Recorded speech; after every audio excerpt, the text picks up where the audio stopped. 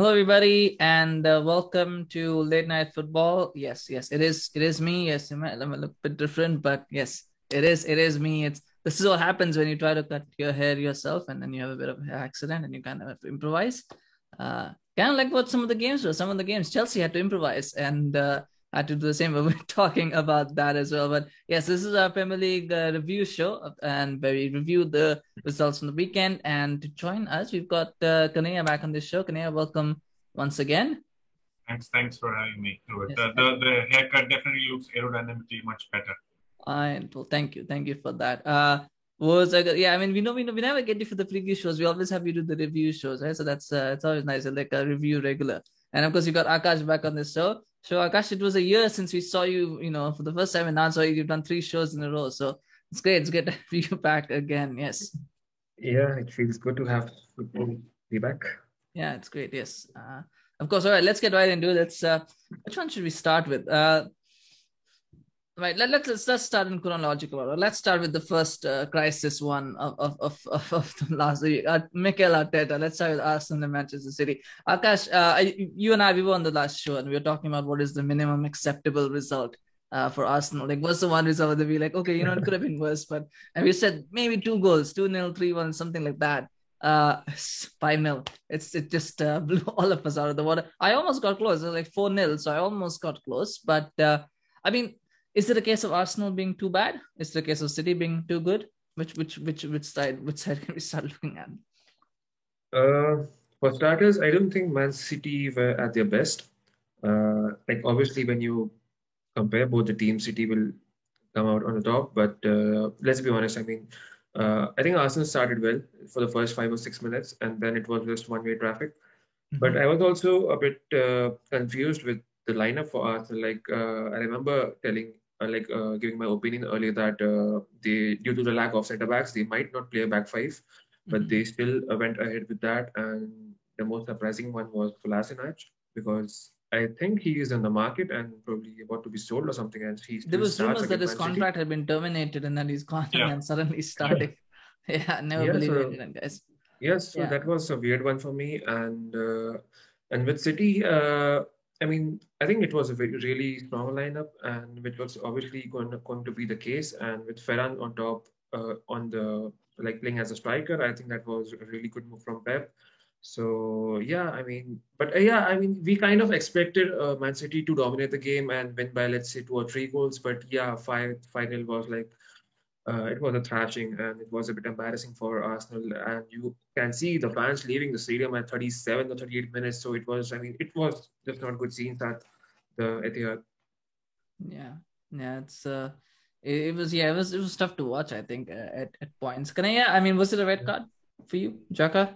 I mean, and I guess, and if it is a red card, I mean, what exactly does Arteta say to him? Because this seems to be happening every night. Like he does like three or four red cards. I mean, what do you tell a player, and how do you So how do you I manage think that? it was a red card in my opinion because he went in, the boot was up high.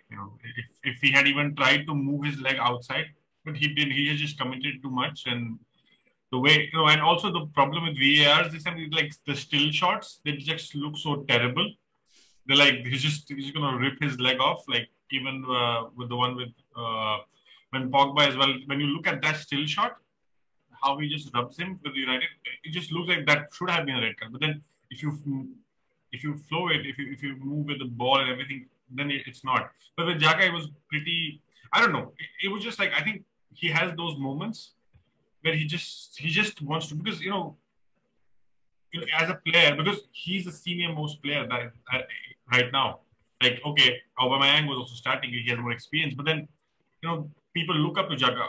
The season that he's had previously, where he was kind of hated and then he was loved, and and the moment, and these are the first three games. Everybody like okay, the Brentford game was a different one, but then it was going to be hard, playing back to back champions, Europe and as well with the Premier League. But then it was just one game. If he would okay, if he would have just held it off, they would have scored five, but then he would be available for the next game. And it's just easier. It's just easier for Arteta than to manage his squad. Right now, he should think of how who does he get in now? Okay, Ben White might come in. There are some there's some injuries that might come in because of the break as well that they have. But then you don't really know what was most interesting to me in that whole Arsenal squad as well was they didn't have one single shot on target the whole game, and the possession. Okay, they were playing like Brighton was playing City. Like 81-19 is how Brighton plays against City. Like they're like back and they're just okay, score. But then with that 10 men, it was just once that had happened, it was just going to be floodgates that open. But then I have no idea what's wrong with those players. I'm like, I think that's what we spoke last time. I said, till what time do the players accept this? Like, till what point do they they're like, okay, we're trusting the process, as that was said famously by Ozil as well. Yeah, it is what it is. But the Ozil tweet was like crazy. I'm like, wow, it's trust the process, broken heart. That was mental. Yeah, I don't know where. We'll talk about where Arsenal go from here. They've got 2 weeks to recover for the international break. But Akash, Manchester City, all the talk about them not getting a striker, they've scored 10 goals. They don't need a striker. I honestly think that the thing is a little bit overblown about them needing a striker. But it just does feel now that in Ferran Torres, I feel like Ferran Torres is a guy who they can play as a striker. He's got those natural attributes as a striker. I think he can play there. I mean, I don't think City are going to try to sign a striker now. I think they're probably going to give up, and Pep's going to be like, "I'm stubborn. I don't want anymore." But they don't need a striker, do they? I mean, at the moment, it doesn't look like they need one. They've got Ferran Torres. Yeah, but like initially, everyone thought like with Aguero leaving, there's a big hole in the squad, and they need a replacement for that. Like, no doubt they tried for it, so it's obvious that they needed one. But I think Ferran is a very clever player. He kind of reminds me of a younger Nolito, who they have signed initially, who can play on the flanks as well as forward. So I really liked his movements as a striker. I mean, he's not like he's definitely not like Aguero, but there are like certain channels where he makes some runs, and with the delivery of the wingers from Man City, the process was really good, and he made the most of it. But I mean, when you look at the bigger picture, I think they might need a striker. Will his form continue throughout the season? I mean, that's another thing. But they are competing for all the honors. So I think for just if they want to win the Champions League, they definitely need one. I think, yeah. Because other than that, I think their squad is set and they have really quality defenders, midfielders. I think, but there is a game changer is missing in the forward. So I don't think Ferran is that. But yeah, I mean, you just cannot count everything out. Yeah, well, I mean, Jesus is scoring goals as well now. So, yeah. I mean, thank you to Arsenal for that. At least they at least help players, City players and Chelsea players getting into form. I mean, I guess the final question on this, and I don't want to go in on Arteta. I don't want to go in and make it about Arteta. But the fact is, I mean, some Arsenal fans will say their season starts in September. That's, somebody said that. But the season starts in September. We spoke to Shashwat, and Shashwat said he's looking at 15 points in the next 7 games. That's what he feels Arteta needs to achieve. Where do Arsenal go from here, and how do they change it going forward now? It has to be a refresh. They have to basically say, this is where our Premier League starts. Forget about the first 3 games. Just think this is the first game. We're playing for 35 games. We're not playing 38. We've done. Don't look at the standings ever. There's no point because there's a lot of negativity around that club right now. Sadly, I'm very sad about it because Arsenal were not that. They're not bad actually. It just aggravated because when you start with Brentford losing to Brentford, it just demoralizes everybody, and then you have the 2 harshest games which you don't want to play after losing an easy game, and they have to hit refresh. They have to basically say, okay, this is gone. We can't do anything about it. Let's move on. Let's just focus now on the next 35 games. It is going to be immensely difficult, because there are a lot of talk about, Arteta, the system, also the senior players not kind of starting a lot because of injury and so on and so forth. Lacazette and Aubameyang they were like nowhere. I was like looking at them and there was nobody inspiring. Like that's, and when Odegaard comes in, you suddenly feel there could be a spark, but then they're playing with young boys. They are expecting young boys to spark it. Like Saka should, they're all expecting Saka will create something magical. And then that is happening. It's basically a time to kind of hit refresh, forget about these 3 games, come back from the international break, and then start afresh. Yeah, I mean, Akash, the final thing here is, of course, to talk about the fact that Arsenal will probably end up being the top spenders unless Madrid make their move for Kylian Mbappe. Then that'll blow everyone out of the water. But they'll probably be the top spenders of the transfer window. And you look back from last season, from the start of the summer to now. I don't think their squad has improved. They spend all this money. I don't think they've improved their squad at all, and that's kind of concerning, isn't it? That somebody's spending all this money. Clearly, there's money to spend. Somebody's spending this money, but it's not really making much of a difference. Yeah, exactly. I mean, when you look at the starting 11, the strongest 11 for Arsenal, I mean, I don't think they are like within the top 5 or top 6 seats in the league. I mean, where they should be. So, like, you can easily compare the likes of Leicester and West Ham with this squad, and even like Leicester, West Ham will like gazump them.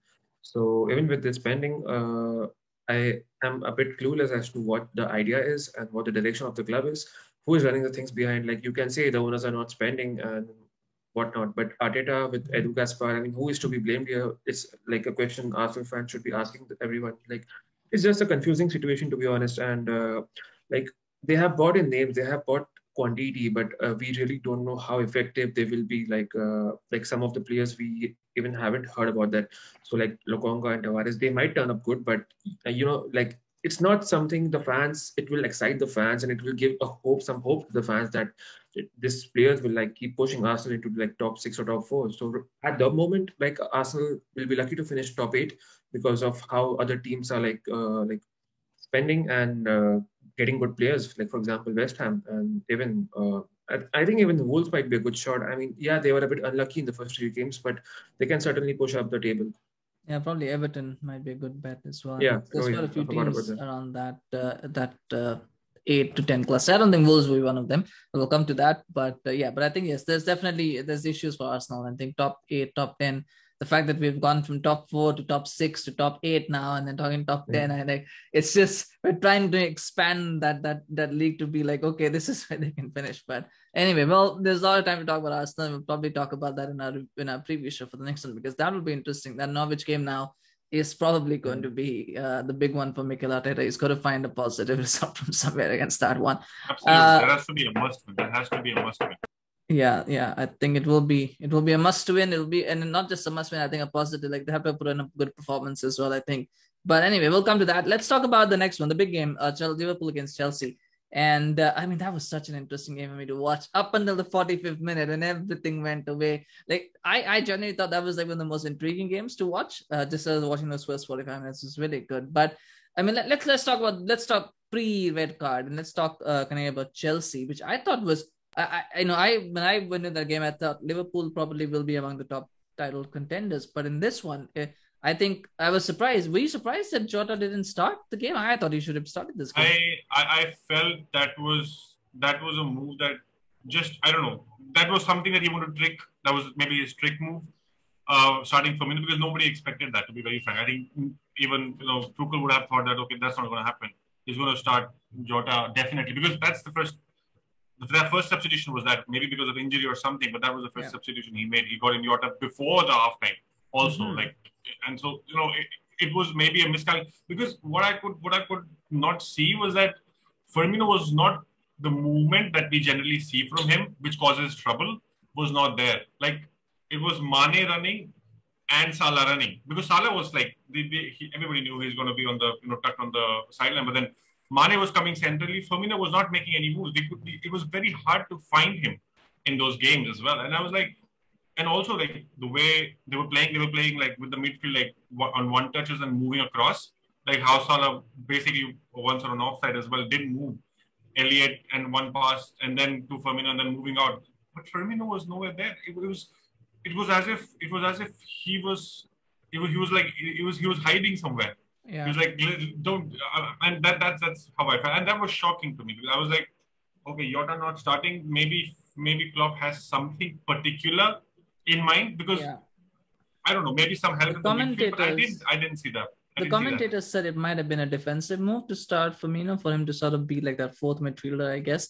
But Akash, concerning for Liverpool was the fact that they were 3 up against 3-2. And I know, Kante is like almost 3 or 4 midfielders in one, but still it was 3 versus 2. And they lost that midfield battle, at least for that first half. They completely lost it. And is that a concern for Liverpool? Because one thing you don't expect from them is loss of intensity, but they lost that. Their midfield is very good, but they lost that battle against Chelsea. That might be a concern going forward for Liverpool. I think it could be. I think we are seeing the decline of Henderson, first of all. He's not the player he used to be, and there were also some contract issues with them. And I think Jurgen Klopp kind of pushed the board to give him a new contract. And I think the lack of signings is also a situation here with Thiago obviously not working out as it was supposed to be. So there is a gap in the middle, and I think that could be a bit, troublesome when it comes to like the business end of the season.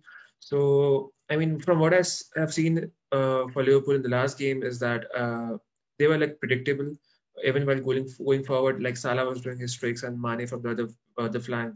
So even with this, as Kanaya said, the squad selection, Jota was supposed to be starting this game. He's the one who like finishes the chances.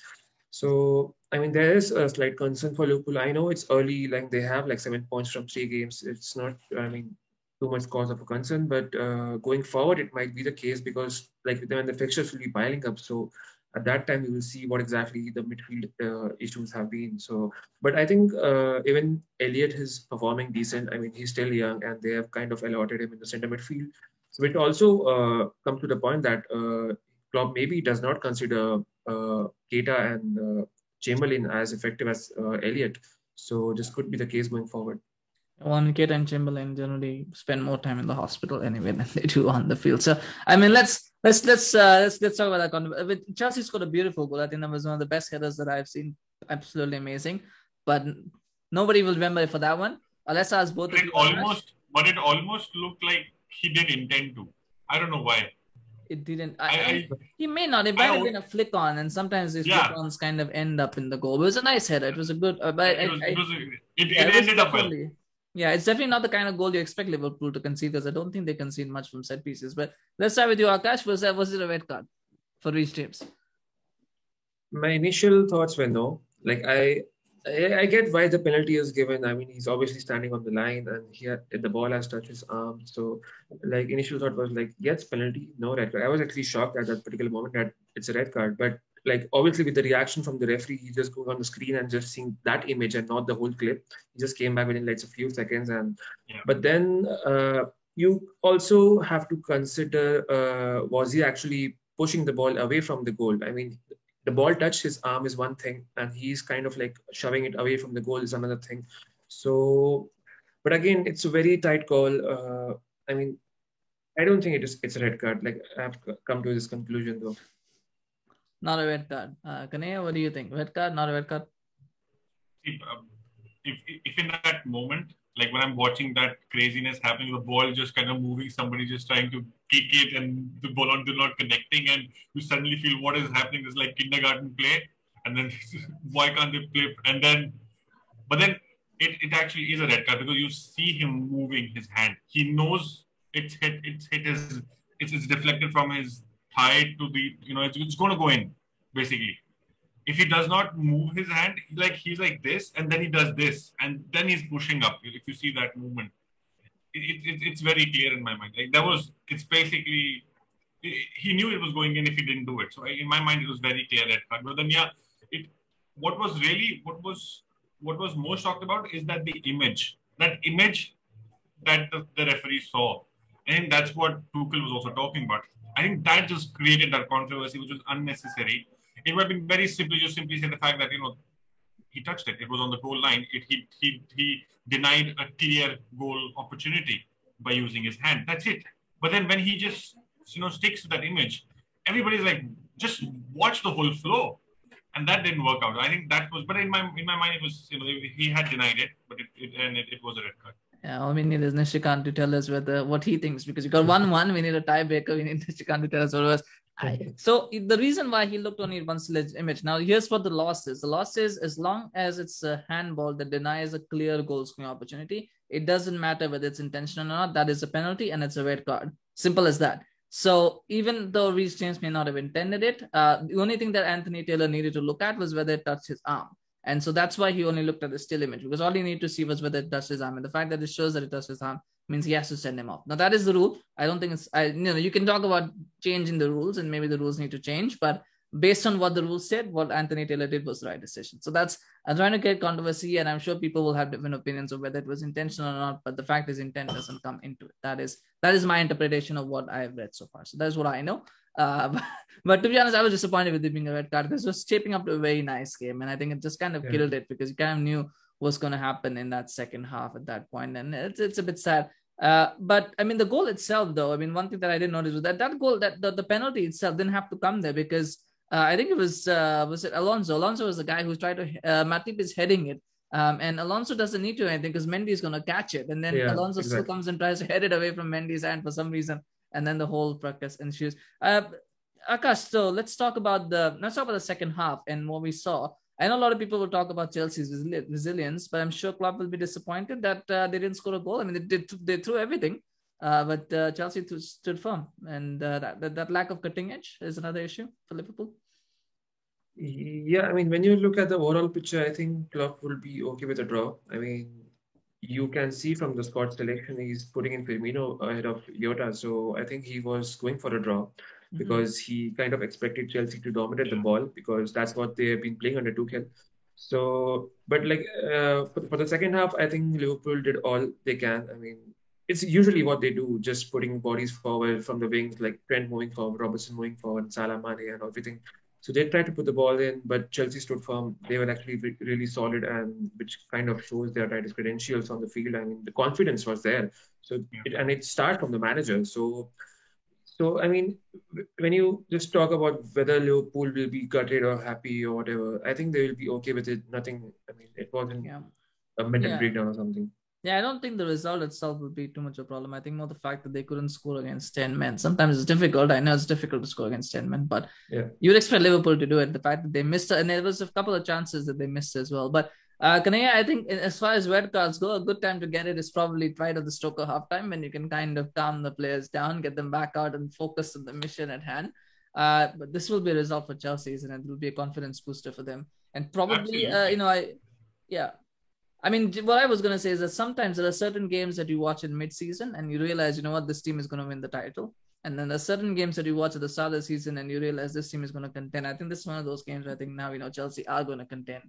Maybe not win it. Maybe not win it. We're not going to say that they're going to win it on the back of this game, but they're going to contend for the title. They're not going away. Absolutely. Like, I think the positive for Tuchel was that this happened just before the halftime, where just like, you just look at Mendy. And how it was. I was like, he's going to get a red card now if he doesn't stop. Because Henderson did run towards the fans with his arms open, and then that pissed him off, and so on and so forth. But then it was getting like really heated, and everybody into it. Azpilicueta, Alonso, everybody. And I was like, okay, somebody's going to punch somebody now, and it's just going to go mental.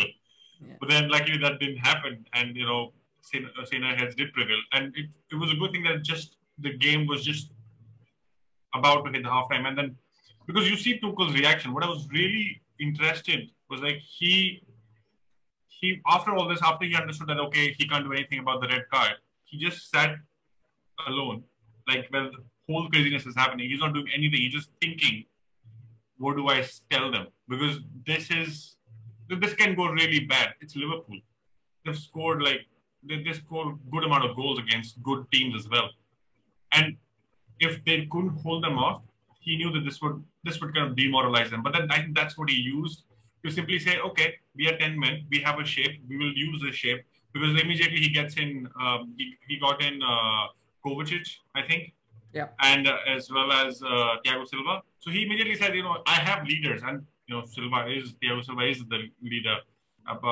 For the defense, if you want to come out of such a situation. So he basically went in with, I have to play this. I have no option. I have to play this. I was a little surprised that he still kept Lukaku on because, Lukaku does lack that much amount of pace that he would have still got with, Havertz, that he took him off. So that was pretty strange to me. No, I think Havertz Lukaku made sense because he can hold the ball up. I don't think Havertz can but I hold was the ball like, up. but they were not going to get a lot of ball because they were just going to be pressing, and then they're not going to get a lot of support from it. But that was a little strange in my mind. But then this is a huge boost. This is a huge boost. This basically puts them up on the map for Champions League again and the Premier League. Period.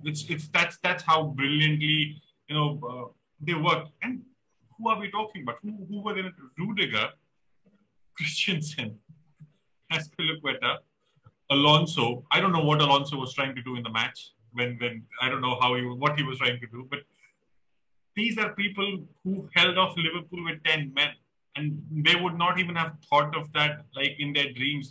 I think that's the change that Tuchel has gotten. Like when the start of the season last year, Lampard, that was pretty hard for these players. People were scoring, but they've made this to be a wall right now, and I think they are definitely contenders. Yeah, I think that's good. So something to watch about, I guess, for Chelsea and Liverpool. I think it's one of those games where Liverpool would have been happy with the draw at the start, but then by the end they'll be disappointed that they only got a draw. Chelsea probably would have been disappointed that it ended a draw at the start, but then by the end they're like, well, a draw is a win. So it's one of those. I think ultimately everybody will just be happy. One of those everybody wins. But also for Liverpool, it would have been disheartening for Liverpool. Like this is the moment where they're missing a new signing, in my opinion. Like just a spark, just somebody new.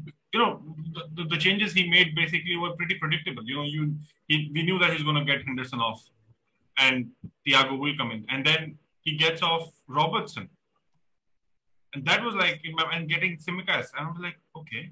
Well, Robertson is just back from injury, so it's a big. No, but I was thinking that if you were more attack minded, you would have gotten somebody as a fourth up with on the striking unit as well. But then that's what I'm saying. They're still lacking that. They're basically still very heavily dependent on Salah and their midfield to do something magical.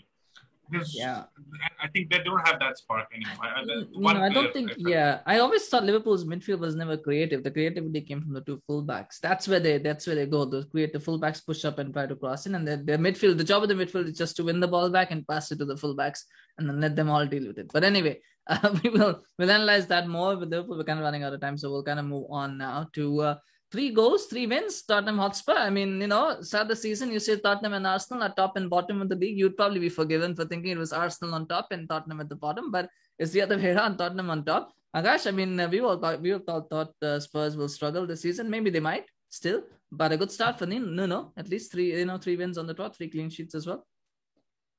Yeah, absolutely. And with Harry Kane being back, that's obviously like important for this team. And like as discussed earlier, it was going to be just better for Harry Kane. I mean, he's not a person who will just sulk when he's like not allowed to transfer. So he's back and he's performing. And you also have good players around him. And yeah, and also the good thing about Tottenham is like they are still in the market and they are still about to make a couple of signings. The one I have heard is like from Emerson from Barcelona. So, like, who knows how it will turn out to be. But again, credit to Nuno, 3 wins, 9 points. And, like, obviously, I did not expect them to, like, be, like, there will be, like, 3 straightforward wins. Even though in the last game, they were being dominated by the Wolves, but still they came out from on the top. It was, like, the United game. But I think that should be good for them going into the international break. And they should be pushing for the top 4, but I don't think they will get it. But again, it's a good start nevertheless. Yeah, it's good. And I mean, the Sanchez and Dyer, the new Maldini and Nesta, almost like keeping 3 clean sheets. Something about changing managers, I guess. But it's a wonderful start for them. Speaking of which, Palace finally got a point under Vieira, which was good as well. I actually now I think we're kind of starting to see which 5 or 6 teams will probably be stuck in that zone. One of the teams that will not be stuck in that probably are going to be West Ham. West Ham just look. I know they're going to got a draw, but they just look like they're just like, we're going to score goals. I mean, David Moyes, used to be a defensive manager. Now it's just like, we're going to score goals. Do you? I mean, I guess there's still some remnant links around Jesse Lingard, but I think that's probably now not going to happen at this point. They're not going to go for Jesse Lingard now. I just don't see it. I feel that they're going to go for it. I feel that they're basically going to make a last minute move and they're like, okay, we just want this. Because, he was a revelation. He was a different person.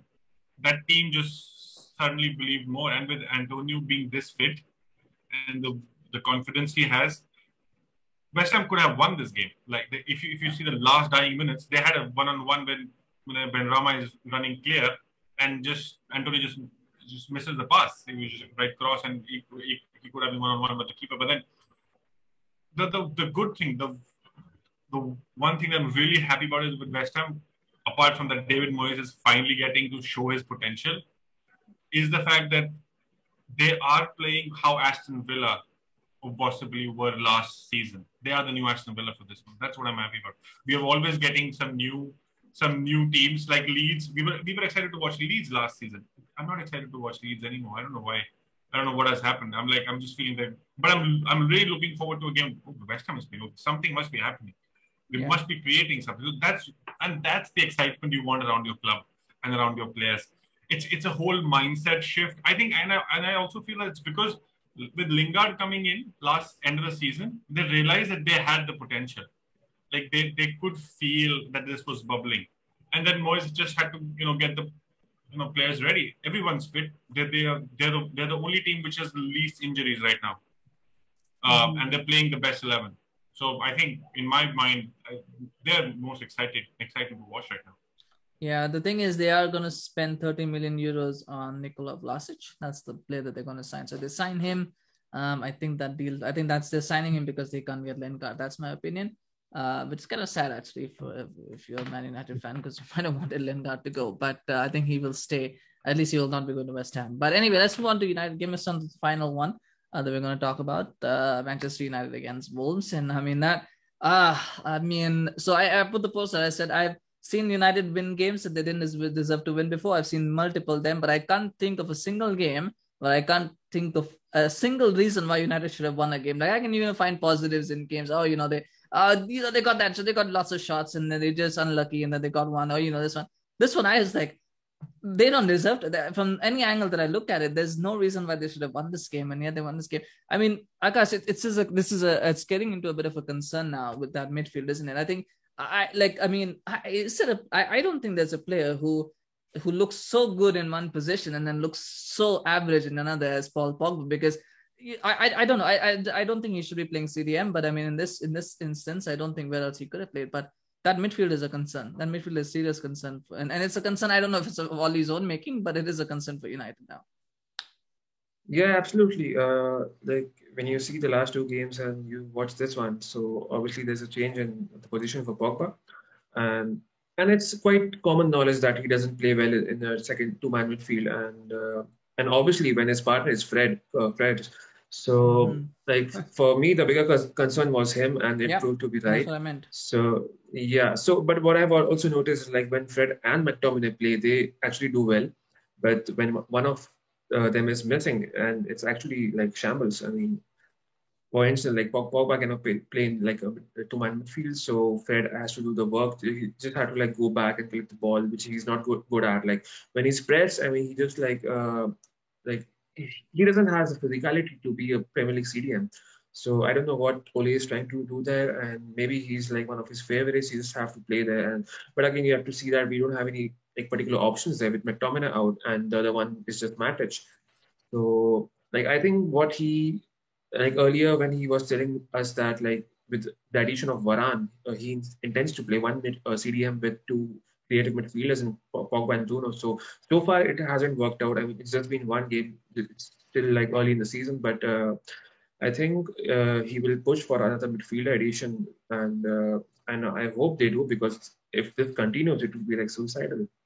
Yeah, I mean, I guess Fred plays because he's probably maybe he does intend to play one CDM. Maybe that CDM will be Scott McTominay. I don't know, but he's injured right now. I guess Fred plays because he's the only guy who can run around and win the ball back. Matic can't do it, and McTominay is injured. Yeah. So you can, and I always feel Fred is okay as long as you expect him only to run around and win the ball and then pass it to somebody else and take care. If you expect too much of him, he can't do it. But I mean, Jadon Sancho is the other guy who now we spoke about it. He's going to need some time to settle. I think Greenwood's form is come at a good time because he doesn't have to now start on the right wing as much. But what do you make of him so far? And in the 1.5 game that thereabouts that he's played, what do you make? He's getting there. I think he'll take time. I will want to give him as much time as possible, to be very frank, because He's a young kid. He's coming off a pedigree where in Borussia Dortmund, everything went through him. And he knew that Haaland was up there. So, with Royce and he just needs time. It will just, he is a top class player. I have no doubt he's going to be a brilliant signing for United, and he's going to grow. He's going to grow himself into a legend in this club. But then he just needs that. It's like basically he has to start slow. He has to get those game times, and also he has to feel confident himself. That that's what I felt. That's what I lacked. I felt he lacked. He was like he was running, and then he would go on the corner and turn back and give a pass. Generally, he would go right. In Borussia, he will kind of cut in through the defense. He'll be like going into the 6-yard box or into the 18-yard area. But this time he was like looking back for Luke Shaw. And he's like, okay, Luke Shaw is behind me. I'll just give a pass and then possibly he crosses in. So I think that's the level of confidence that he just lacks currently. But I'm very sure he will be there up top. I wonder as well if there was directive as well towards the end, because I think every time Wolves counter, it was like something is going to happen. I think that it just was like cutting through they're cutting a knife through hot butter. It was just like that for Wolves. Just win the ball back.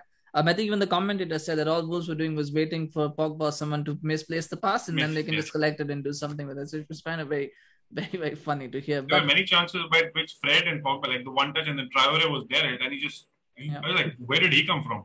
It's like he's gone, and it was good to see the battle with Varane and so on, and how they were dealing with him, and that was exciting. I was really happy with that part as well. Yeah. I mean, Akash is Traore the most wasteful player in the league. I mean, he got so many, not necessarily chances, but he got the ball so many times and he's running with it, and that looks good when you're watching it. It looks great to see somebody running, and it's scary, but. And I would say 9 out of 10 times, I didn't think there was anything going to come off of it. Like I knew he's going to probably lose the ball. He's just going to take a crap shot or something like that. Is he the most wasteful player in the league in terms of that? Not necessarily in terms of missing chances, but just in the fact that the amount of potential chances that he kind of creates just by himself, and then it just filters out. Yeah, I think you can say that, but you can also add Wilfried Zaha to that. I mean, they have hit the ceiling, I guess, and that's the most they can do. You don't really expect Traore to score 15 goals a season and to create 10 assists. That's not him. Like, he has the energy, like he will keep pressing, he will go forward, but he needs that like 2 or 3 players around him so to convert the chances. He's not the player who will go ahead and score himself. So yeah, I mean, like he is a good player, like, but he's like what we say Daniel James is for United. He just runs forward and then there's nothing. He cannot do anything else. So that's what Traore is, but with more physical power. Yeah. I mean, he's also I feel that with the talk that he will join Nuno, I don't know. Maybe that's at the back, but then his performance doesn't show that. But then I feel that because that's Adama is what Nuno wants right now. That's the only player he's looking for finally. But then I think, and I agree with what Akash is saying, he's looking for Jimenez to come back. But Jimenez coming back from a very serious injury. I don't know if Jimenez is at his 100% still, to be very frank. When I look at him, he's not at that level that we had seen. It's gonna take a while for Jimenez. It's a serious head injury. You kind of get a little bit careful as well. So yeah, we'll have to wait and see what he does with that. Sorry about that. I should probably close this. Got some messages. All right. Yes. So I mean, let's get back to United. There was a debutant. There was actually 2 performances in defense. Rafael Varane and David De Gea. David De Gea seems to be back to his best. He still infuriates me by not coming for crosses, and so I still sometimes feel like he's got to be a little bit quicker. But shot stopping is back. He's back to his best in terms of shot stopping. How impressed were you as well with Varane in his debut? Well, impressed. I shouldn't say impressed. What did you think of Varane's debut? Were you impressed with Varane's debut? Let's start with Kanaya this time. What do you think? So it was a dream start, I would say. Like the worst performance by a whole as a unit. But then you just stand out because you only won because your defense was able to hold off. I don't know how many chances, how many times they were there. It's like 6 shots on target, and De Gea I'm like, wow, that size header and that reflex. I'm like, yeah, how did he even manage to get what? That was magical. That was like literally magical. But then with Varane, and you could see a leader now. I was so happy to finally not think of Maguire to be the leader, and finally getting that stability that Varane is there, so he'll hold them. he'll talk. He was moving the show. He was kind of pushing. He was asking move up, and he's a central defender, out and out, which I think United have been missing. With Maguire, the team just okay. Maguire has his off days and he has his good days, but then with Varane, he just will push the whole defense to the next level. So I was really impressed with him. Yeah, Akash, anything to add? And anything to add about Mason Greenwood? Because I think a lot. He's there's a whole euphoria around Cristiano Ronaldo right now, but there's Mason Greenwood is quietly going along, 3 goals in 3 games. But I mean, he scored 3 goals in 3 games now. Yeah, 3 goals in 3 games. Quietly building his own career highlights. Yeah, I'm actually happy that it's actually going under the radar. I mean, at one point of time when he was scoring for fun, so like obviously there was hype, and then he was selected for England, and then there was the downfall in the news of Greenwood, because like more names were like highlighting, like let's say Foden, let's say Saka, and so on. So I'm like quietly happy that he's not on the front page every day of the week. So because it's been showing in his performances, and I think Ole also trusts him to just play as in forward or as a wide player. And the more like beneficial thing for the team is like he can finish from both feet, and he has scored like 20-30 goals for United so far, and like almost all of the goals have not been straightforward. I mean, it has either been from the left or the right, and he just tried to finish on the bottom corner. So that's why I think most of the players and even Ole consider has to be like the best finisher in the squad. So I think it's showing now, and he will only improve. And I hope he, his name is like kept under the radar and just be humble and stay on the foot. Yeah. I think he's no longer the best finisher in the squad. I think we can now kind of safely say that he's not. Oh, let's hope he's not, because you got a new signing that's coming through. But I think it'd be nice as well to have Ronaldo on the side, because I think he'll take a lot of the spotlight off of him. So he can kind of just go on the radar. I do see him starting games still, even with Sancho and everyone else around him. He's got to start, because I think Sancho will need a little bit of time to settle in. You were going to say something? Yeah, I was on the Ronaldo thing. I think Greenwood will learn, like these players now, I think Dan James is being now speculated to go back to Leeds, because that's where he might go there. But then the young players, they're just going to learn so much out of Ronaldo. Like Greenwood, I'm just so happy for that. Like just for Greenwood, just as he'll play alongside Ronaldo, and that will just take his game to a next level. And the whole the entire atmosphere, the dressing room, the goals. Ronaldo is a legend. Like the minute, and when you know that he's coming, it just takes everybody to the next level. I really felt we only won the game because of that effect. Because I just felt that there was like United can't welcome him without winning now. They have to be on a hot streak. He has to come and just kind of elevate everybody. And well, they did welcome Robin van Persie with the defeat, so they can do stuff. United can do anything at any point. We just don't know. But I mean, it was good. It was a good game, and I think a lot of people. I think the talk will be around Ronaldo. I think we also kind of like.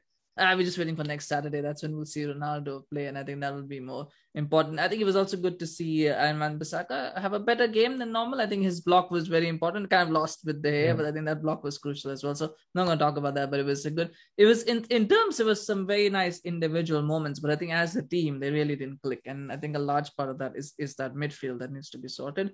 Maybe there will be a signing in midfield before tomorrow. We will see. We will keep an eye on. Just a question on that, just to know. Yeah. That. Like, who do you want? Like, who do you feel is the right player? Like, Saul has been in talks, and the United did. But who would you want there to be? Like, if they had to sign last minute ditch for somebody, like in the Premier League or somewhere. If money was no object, I would say Wilfred Ndidi. Obviously, that's the obvious answer, right? Anybody would say Wilfred Ndidi if money was no object. But seeing as where we are, it's hard to know, because I know there's Tchouameni. I would have liked Soumare as well, but he's gone as well. So I think the only options right now is probably Camavinga and Neves, which is the two that are linked.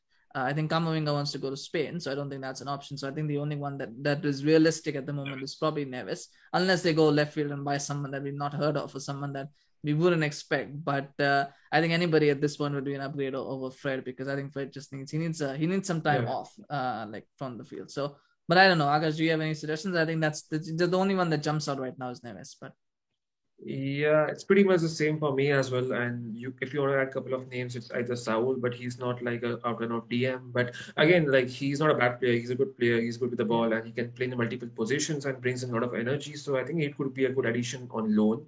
And another option is like Bissouma. So he's obviously performing really well at Brighton, but I don't know if they will sell at this point of time. So yeah, I pretty think the much the same. Bissouma reason I think is that Liverpool are interested in him is what I heard last. So I didn't use his Yeah. name because I think he's going to Liverpool.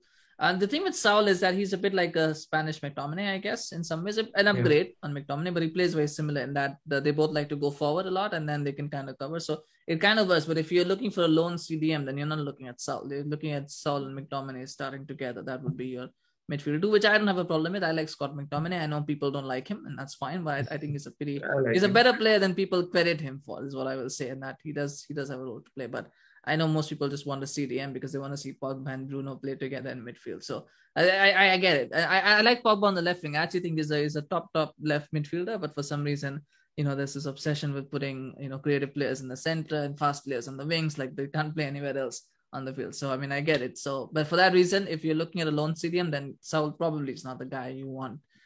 You'd probably want someone like a Neves or who else can you? I mean, I don't even know that many others. But yeah, well, there's the guy Denis Zakaria, who plays for PSV, but he didn't have a very good season, so that's another option that you might. There was a rumor that Phillips might also come. They were looking at Phillips. Calvin Phillips. Leeds. Yeah, I don't know if Leeds will let them, but I don't know. There were rumors. It's just the ITK is talking about because Daniel James is moving to Leeds and they just have to like spice it up a bit.